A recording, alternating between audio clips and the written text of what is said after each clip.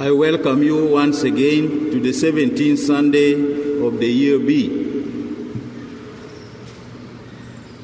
And as I mentioned in the first introduction, that we are called on this Sunday to charity and sacrifice for the needs, the immediate needs of our brothers and sisters. I also mentioned that we are praying so that each and every one of us become generous in helping others. I also thank the Lord for each and every one of us in the little contribution you do in your family, in the community, in the society. I also mentioned that today is a special Sunday. We are celebrating 39 years of singing of the English choir. 39 years. I would like to ask the congregation that it is our turn to sing to the choir. I am the conductor now.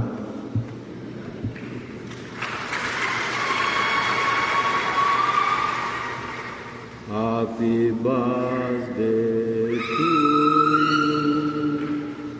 Happy birthday to you.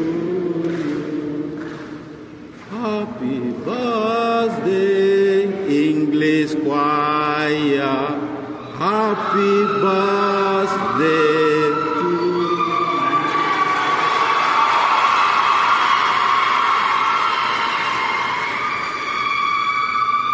So the congregation can also sing, you know. So we sang to you because you have been doing a wonderful job for the last 39 years. Congratulations.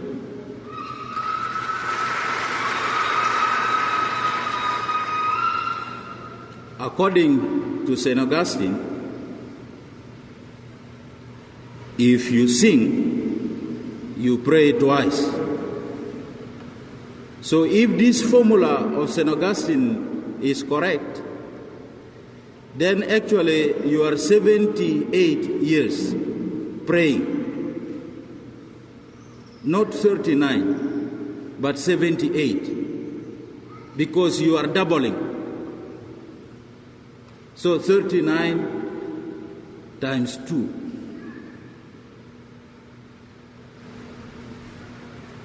Again, congratulations for this. These years, there were pioneers. Some of them are alive. Others have gone to the Lord. But we thank them, and we thank their families. And we thank everybody for this great occasion and all those who have helped you to animate the Christian communities in this cathedral. In the first reading, we heard that a man from a certain village called Bel-Salisha gives 20 loaves to Elisha, and in the gospel, a small boy gives away his little lunch to Jesus. So donations, contributions. This man from Bel-Salisha came to Elisha, who was a prophet. He has men with them, with 20 loaves. And Elisha in turn offered these 20 loaves to his people. Both Elisha and Jesus worked a miracle on those gifts for others. These miracles teaches us so many things.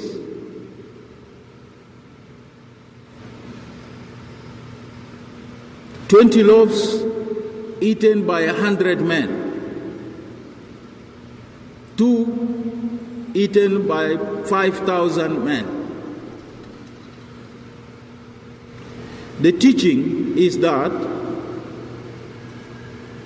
material needs are very important in the sight of God, because human beings are both spirit and material. So God is interested in our physical well-being, in life before death, as well as in the spiritual well-being leading to life after death. So this is the symbolism, that the material body we have must be sustained to lead us to the spiritual entity. Now and after that is why in the Lord's Prayer we say, "Give us this day our daily bread." It is not only the Eucharist, but we need also food for the physical body. And that is why Jesus never left out in his prayer to us, the prayer of the Our Father. Each one of us is asking not to go hungry, that we need the daily bread. And we also said, after receiving the daily bread, deliver us from every evil. That after eating this bread, we should be delivered, and we should be promoted out of evil to eternal life. And this teaches us clearly that we must be very sensitive as true Christians to the immediate human needs of all around us. The little boy giving away his lunch, and the man giving away his bread. A small offering in life that makes big difference. All of us have gifts to offer to others. Material goods, prayers, best wishes, professional support, and so on. What a blessing that you enjoy. And miracles happening continuously and daily in our lives. My dear brothers and sisters, these Sunday readings and the gospel teaches us to be charitable in the love of God, but the love of God manifested in sharing all that God has disposed to us as graces: food, clothing, house, medicine, and so on. The small boy sacrificed his lunch for others. Many of you do so. I know in this town, many of you, with your little salaries, You are caring and feeding the entire family. You have cousins, aunts, relatives, friends in your house. If you go to every family, you find dependents. And these dependents are waiting for what you get out there. Friends, children are sent to your house to go to school because their fathers, their mothers cannot afford, hoping that you will help. And indeed, many of you do that. With the little that you have, may God bless you. You are blessed today, and to continue to do this good work that the Lord has started in you. It doesn't happen in many parts of the world, even among the rich people. They send away people from their families. You have heard recently of America. Trump, he does not want migrants. He does not want poor people. He is saying America is only for the Americans. The other people, out. But some of you, with the little money you have, with the little house you have, you are accommodating relatives, friends, and people. My dear brothers and sisters, you are better than Trump. God bless you. This is the way to go. This is the way to build the community. This is the way to build the society. This is the way to build the church. The small boy was coming with his bread in his hands, following Jesus unknowingly. He got discovered that he has something. Multitude of people were there. The 2 loaves of this young boy made a miracle for 5,000 people. If you help young people in this nation, you help people to go to school, you help people to eat your little food that you suffer for, you help people to sleep in your small tukul, you are making a miracle. And may God bless you. And bless your family. This is a Christian way of behaving, we are told today. You are doing a great miracle. You educate one person, you are educating 2 people, you are educating 5 people, you are feeding 2 people. God will multiply these people into thousands, into 100 good other people. We must get rid of selfish motives. Selfishness is a very dangerous sin. It kills the body and kills the soul of the just. My dear brothers and sisters, selfishness is what is making us suffer. If you share the little you have, one day this little girl, this little boy, this poor woman will get something that you never know to help you. How many people are suffering in our country today? Sure, who is helping them? Those with little, like some of you. These people in the street here, konyo konyo where? Who is helping them?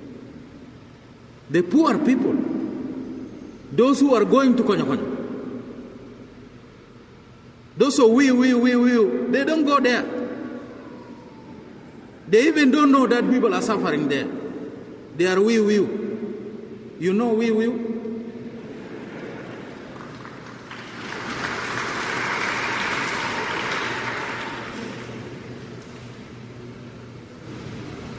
Today, God is telling us we must take care of each other. We must take care of those around us.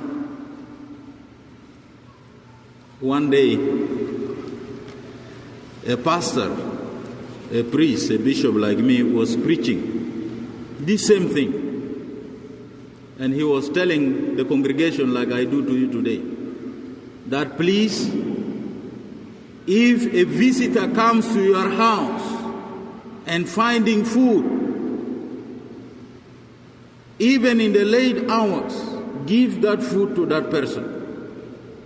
As the pastor was talking, he left the wife preparing a chicken for him in the house. And the wife was doing this job, but she came to the church to listen to the sermon of the husband. After the mass, after the celebration, the fellowship, the prayer, the woman rushed home.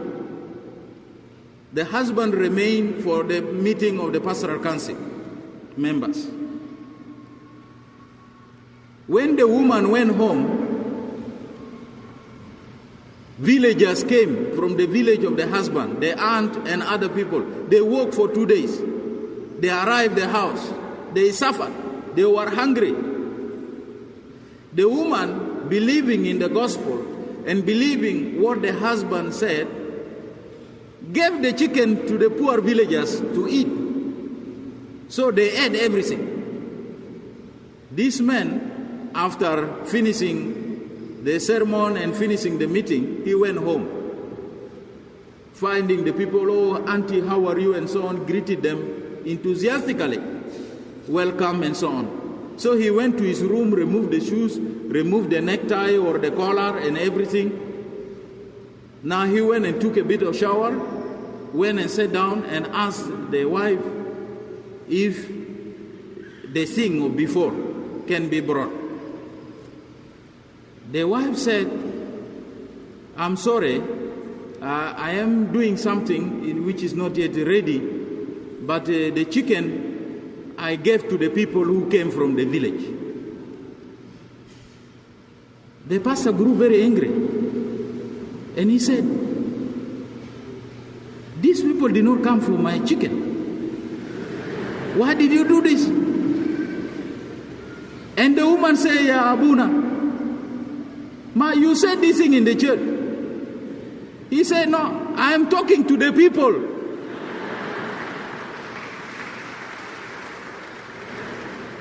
The words of the gospel should not be started in my house. It should be started with the people. Who are the people? Sometimes this is our attitude. We send our brothers and sisters, we refer them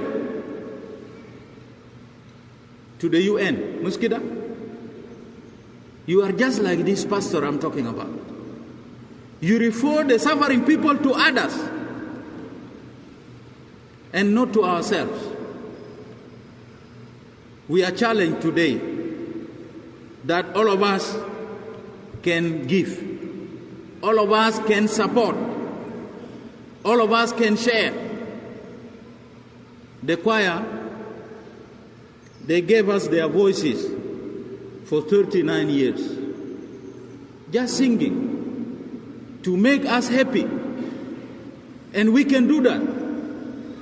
We have something to give to others. Singing for us and to the Lord. No one is exempted from charity. No one. Let us not be like this pastor who wanted the people to care for his people. It is our responsibility. It is our duty. The resources we have, how little they are, if they are handled with a charitable heart, they are enough. We have enough food in this country. We have enough food.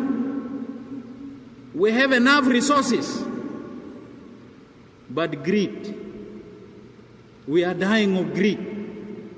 We are dying of selfishness.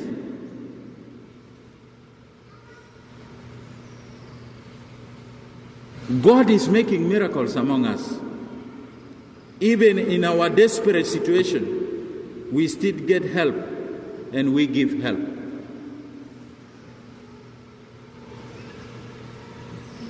We don't need to refer our brothers and our sisters to be taken care of by the UN. It is a shame. It is a shame. And it is a shame that our own people, our own relatives who are supposed to eat the chickens in our house, we send them to be taken care of by others.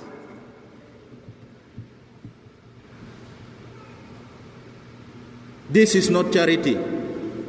Today, God is calling on each and every one of us. If you share the little you have, you are being blessed, and miracles will happen in your life. There are so many people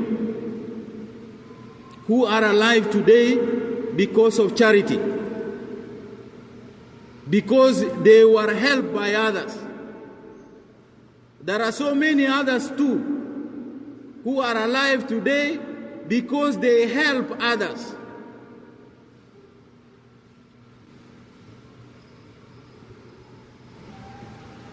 If I remember one woman, when I was in primary 6 here, my clothes got torn, and my father was far away, and I was going home crying because I have no shirt. It got torn, and I met this woman who I happen to know, and she said, "Little boy, why are you crying?" I said, "I lost my clothes. It got torn. And my father is in the village, and I'm going to the village to find money to buy clothes." She stopped me and gave me 10 piastres and told me, "Go to buy the clothes and go back to school." When I completed my school and I came back, I found that the woman died. And up to today, if I am a bishop today, it's because of that Asara Gruz of that poor woman. And I'm remembering her in my life, and one time when I die, I will meet her. So there is always somebody who has touched your life, like this little boy who appeared in front of Jesus with 2 loaves. Don't minimize. Take it. So it is a Sunday of charity. May God touch your heart. And please be compassionate. Be merciful. Be kind. With the little you have, we will make miracles. Take care of your immediate physical needs and those of your neighbors, those of your brothers, those of your sisters. And the Lord, from the little gifts that you offer to one another, heartedly will make miracle to happen in your life. Let us be involved in our well-being. This is the only way to build a strong society, being compassionate to the needs of others.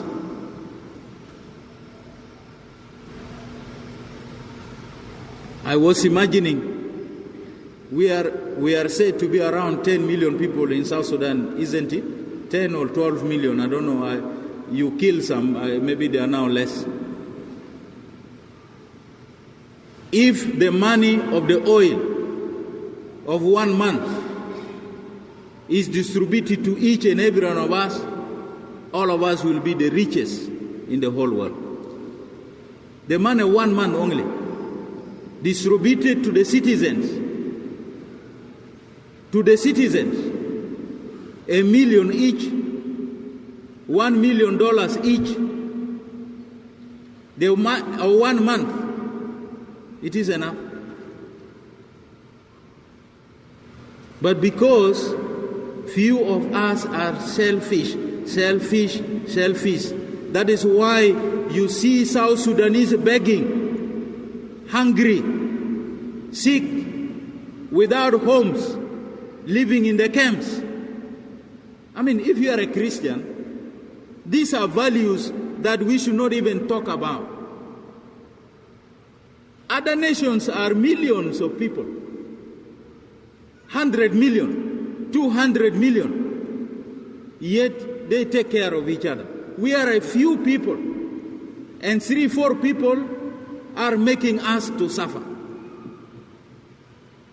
Where is your Christian values here? Where is the charity Jesus brought to your life? Where is the compassionate love that Jesus brought to you? That is why I am blessing all those families. Despite the difficulties you have, you are taking care of so many people in your house. God bless you. God bless your effort. God bless your children. God bless your grandchildren. Because you are a compassionate South Sudanese. God bless the gifts you offer every day to the needy in the streets. God bless your family for caring for those who need education. You suffer for them. God bless you. Our choir, God bless you for singing to us. Praise be Jesus Christ.